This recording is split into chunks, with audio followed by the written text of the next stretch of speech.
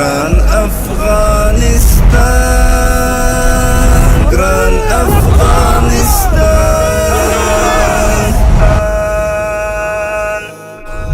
د زړه ټوټه د سترګو تور زموږ هېواد افغانستان د اسلام پالو زلمو کور زموږ هېواد افغانستان د زړه ټوټه د سترګو تور زموږ هېواد افغانستان د اسلام پالو زلمو کور زموږ هېواد افغانستان ګاونه خرڅوو ځکه یې د یوه قدم نه په پاریس نه په یوروپ او نه هم په باغ د ایران وړاندې سپېره که څه ویسکو زموږ هېواد افغانستان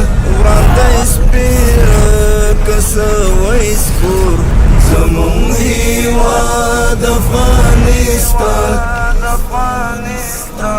د زړه ټوټه د سترګو تور زموږ هېواد افغانستان د الله تعالی سپین لښکر د سپېڅلي دین ساتونکي د ارزښتونو محافظین د دښمنانو د سترګو اغزي مجاهد او زړور پوځ په نظامی فکری او معنوي هنرونو سنبال اکنون زمان همدلی، همزبانی، همکاری، هماهنگی در کنار یکدیگر است. در عبادت او جهاد اتلان هر شیبه تیار دي ترڅو د شر اچونکو او فتنګرو تحرکات خنثی کړي او خلق د امن په فضا کې ژوند تیر کړي. همواره نیروهای مسلح ما در کنار مردم بودند. همه ما با وحدت و انسجام بیشتر از هر چیز دفاع میکنیم. دوی پر اورونو او اغزیو پلک دی او لتیارو سره په جنگ دی ترڅو مسلمانان د آرامتیا احساس وکړي. شما قهرمانان واقعی تمام داستانهایی هستید که با گوش دادن به آنها بزرگ شده ایم. شما همیشه بزرگترین الهام بخش ما هستید. اهداف استعمار ایجاد تفرقه و نفوذ بین مردم و خصوصا ارگانهای سگانه امنیتی امارت اسلامی می باشد و همچنان می خواهند تا بین مردم و نظام بی‌اعتمادی و بدبینی به وجود آورند که لله الحمد مسئولین نظام به این نیرنگ دشمنان متوجه اند.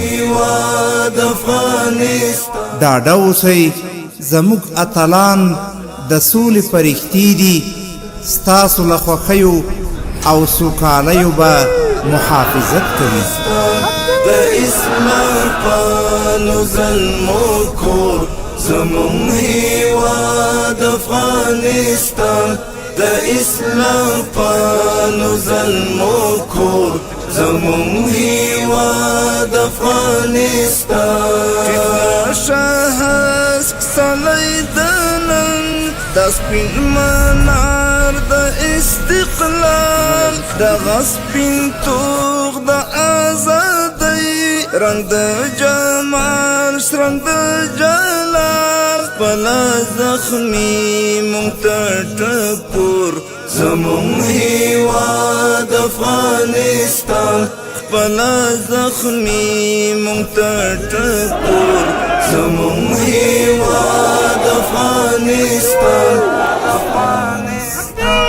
د زړه ټوټه د سترګو تور زموږ هېواد افغانستان د اسلام پالو زلمو کور زموږ هېواد. ترڅو چې دا با شهامته صف موجود وي دا د توحید سپینه کلمه به همداسې لوړه وي. افغانستان لکه بیړۍ د حضرت نوح د شهید